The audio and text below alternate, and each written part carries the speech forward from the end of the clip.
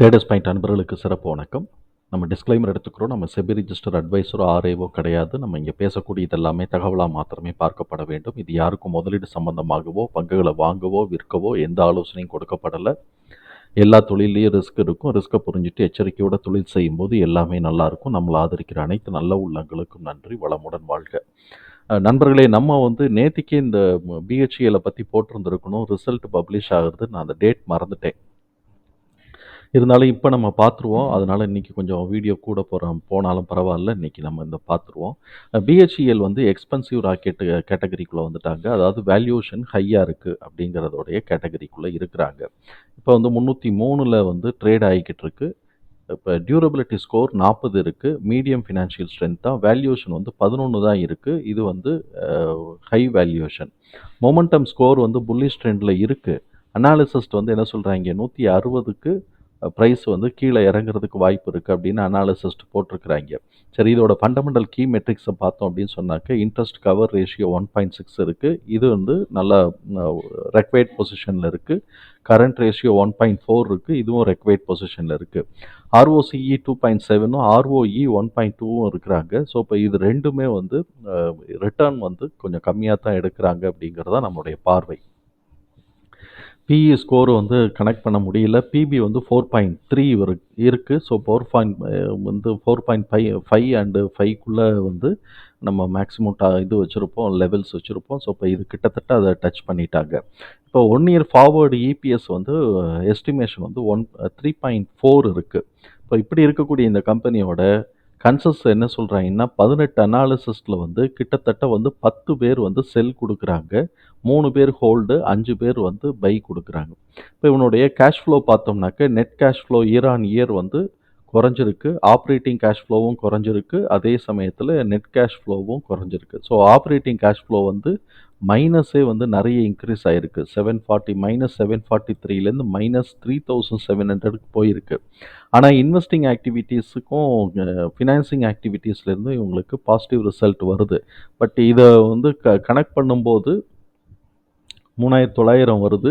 இந்த தடவை positive cash flow வரும். ஆனால் அது ப்ரீவியஸ் இயரை கம்பேர் பண்ணும்போது கம்மியாக அப்படி தான் இதோடைய அர்த்தம் ஆகுது. இப்போ குவார்ட்டர்லி ரிசல்ட்டில் என்ன சொல்கிறாங்கன்னு பார்த்தோம்னாக்க quarterly net profit year on year குறைஞ்சிருக்கு. ரெவின்யூ இயர் ஆன் இயர் கூடியிருக்கு. இயர் ஆன் இயர் மாத்திரம் இல்லை, ரெவின்யூ குவார்ட்டர் ஆன் குவார்ட்டருமே கூடியிருக்கு. அதே மாதிரி நெட் ப்ராஃபிட் என்ன செஞ்சுருக்கு, குவார்ட்டர் ஆன் குவார்ட்டர் கூடியிருக்கு. ஆனால் இயர் ஆன் இயர்னு கம்பேர் பண்ணும்போது குறைஞ்சிருக்கு. பேசிக் இபிஎஸ் என்ன செஞ்சுருக்கு, குவார்ட்டர் ஆன் குவார்ட்டர் கூடியிருக்கு. ஆனால் இயர் ஆன் இயர் கம்மியாக இருக்குது. ஸோ இப்போ இது கம்மியாக போயிருச்சு. இனிமேல் அடுத்தடுத்த குவார்ட்டரில் இவன் எப்படி பெர்ஃபார்ம் பண்ணுறான் அப்படிங்கிறத பேஸ் பண்ணி தான் நம்ம யோசிக்க முடியும். இப்போ என்ன பண்ணுறான், மார்ச் மாதம் கூட எடுத்துடுறான், ஜூன் மாதம் கம்மியாக இருக்கிறான். அதே மாதிரி தான் இங்கேயும் மார்ச் மாதம் கூட எடுத்துட்டான், ஜூன் மாதம் கம்மியாக இருக்கிறான். அப்போ அடுத்து ஜூன் மாதம் கம்மியாக வரப்போகிறாங்கிற பேட்டர்னை ஃபாலோ பண்ண போகிறான்னா இல்லையாங்கிறத நம்ம பார்க்கணும். புக் வேல்யூ 70.2 இருக்குது. இப்போ இது என்ன செய்யுது, புல்லிஷ் ட்ரெண்டில் இப்போ காட்டிக்கிட்டு இருக்குது. அடுத்து கீழே இறங்க ஆரம்பிச்சிச்சுனாக்க பெரிஷ் ட்ரெண்டுக்குள்ளே ஓடியாந்துடும். எஃப்ஐஏஎஸ் இவங்க இப்போ ப்ரொமோட்டர்ஸ் அப்படியே நிற்கிறாங்க. எஃப்ஐஏஎஸ் ஏற்றி வச்சுருக்கிறாங்க. எத்தனை % ஏற்றி வச்சுருக்கிறாங்கன்னா கிட்டத்தட்ட 1.6%, 1.7% ஏற்றி வச்சுருக்கிறாங்க. டிஐஎஸ் என்ன பண்ணியிருக்கிறாங்க, இவங்க அதே இது 1.5% குறைச்சி வச்சுருக்கிறாங்க. ஸோ இப்போ இது ரெண்டுத்துக்கும் பேலன்ஸ் ஆயிடுச்சு. இப்போ நம்ம இந்த இது ரிசல்ட்டு இதை பூரா தூக்கி உள்ளே போட்டோம். இதுக்கு ஃபேர் ப்ரைஸ் நம்மளால் இது ஃபார்முலாவில் கண்டுபிடிக்க முடியல. காரணம் நெகட்டிவ்ஸில் போகிறதுனால ஃபேர் ப்ரைஸ் கண்டுபிடிக்க முடியல. ப்ரீவியஸ் லோ நான் எடுத்துக்கிட்டது 95ன்னு எடுத்துக்கிட்டேன். அந்த 95 எடுத்துக்கிட்டது அங்கே ஃப்ளாட்டாகி கட் பண்ணி மேலே பாயிண்ட்டு தான் நான் எடுத்துக்கிட்டேன். இப்போ இவன் இந்த குவார்ட்டரில் 1.4 எடுத்துருக்கிறான். ஆனால் ப்ரீவியஸ் குவார்ட்டர்லாம் பாருங்கள் மைனஸ்ன்னு போயிட்டு நமக்கு குமுலேட்டிவ் டார்கெட்டே எஸ்டிமேஷனே -0.7 வந்துருச்சு. அப்போ இதுக்கு வேல்யூ வராது. மைனஸ்க்கு எப்படி வேல்யூ வராது. அதனால நமக்கு இருக்கக்கூடியது 2. ஒன்று estimation, annual EPS estimation 1 year forward எஸ்டிமேஷனுக்கு உண்டானது 3.5.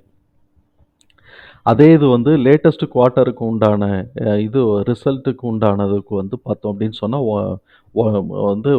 1.4. இதுக்கு வந்து இந்த லோவுக்கு உண்டான ப்ரைஸை வச்சு நம்ம போட்டோம் அப்படின்னு சொன்னால் 169, 142 இது ரெண்டும் வருது.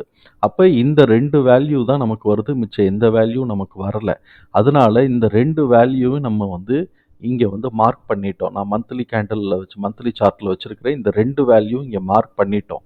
அதனால இவன் அடுத்தடுத்த குவார்ட்டரில் பேலன்ஸ் பண்ணி கொண்டு வரலை அப்படின்னு சொன்னாக்க இது வந்து கொஞ்சம் இறங்குறதுக்கு வாய்ப்புகள் இருக்குது அப்படிங்கிறது தான் நம்மளோட டேட்டாலேருந்து இபிஎஸ்லேருந்து வந்திருக்கு. இருந்தாலும் நீங்கள் நம்ம ஒவ்வொருத்தரும் வந்து இண்டிவிஜுவல் அனாலிசிஸ் பண்ணி எதில் திருப்தி இருக்கோ அந்த பிரகாரம் தான் நம்ம பண்ணணும். நான் கொடுக்கறது இன்ஃபர்மேஷன் மாத்திரம் தான். சரி, இவன் கொடுக்கறது இங்கே வந்து பார்த்தீங்கன்னு வச்சுக்கோங்க, அனாலிசிஸ்ட் சொல்லியிருக்கிறாங்க 116, நமக்கு வந்திருக்கிறது 169, நமக்கு வந்திருக்கிறது 169. ஸோ இப்போ நம்ம அதை வந்து கிராஃபில் போட்டிருக்கிறோம். கிட்டத்தட்ட அனாலிசிஸ்ட் என்ன பண்ணியிருக்கிறாங்களோ அதே அளவுக்கு உண்டானது ஒரு கொஞ்சோண்டு ஒரு 10 ரூபா கிட்டக்க எரரில் வந்தாலும் நமக்கு வந்து இதே அளவுக்கு வருது. ஸோ 142 to 149 ஆர் 169 இந்த ரேஞ்சு வரைக்கும் இது வந்து கீழே இறங்கினாலும் ஆச்சரியப்படுறதுக்கு இல்லை. அதனால தான் நான் இது கொஞ்சம் ஏன்னா 300 ரூபாய்க்கு போய்கிட்டு இருக்கு. அதனால தான் நான் அவசரமாக இப்போ இந்த வீடியோவை இன்னைக்கு எக்ஸ்ட்ராவாக ஆனாலும் பரவாயில்லைன்னு சொல்லிட்டு நம்ம போடுறோம்.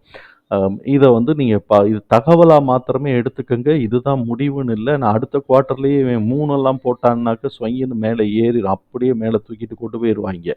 அதனால குவார்ட்டர் ரிசல்ட்டுங்கிறது ரொம்ப முக்கியம். இண்டிவிஜுவலாக நம்ம ஒவ்வொருத்தரும் இண்டிவிஜுவலாக அனலைஸ் பண்ணி எங்கே கன்வின்சிங்காக நம்ம இருக்கிறோமோ அதுக்கு ஏற்ற மாதிரி தான் ட்ரேட் பண்ணணும். நம்ம சொல்ல இருக்கக்கூடியது தகவல் மாத்திரம்தான். நம்மளுடைய கால்குலேஷனில் வந்திருக்கக்கூடிய தகவல் தான்.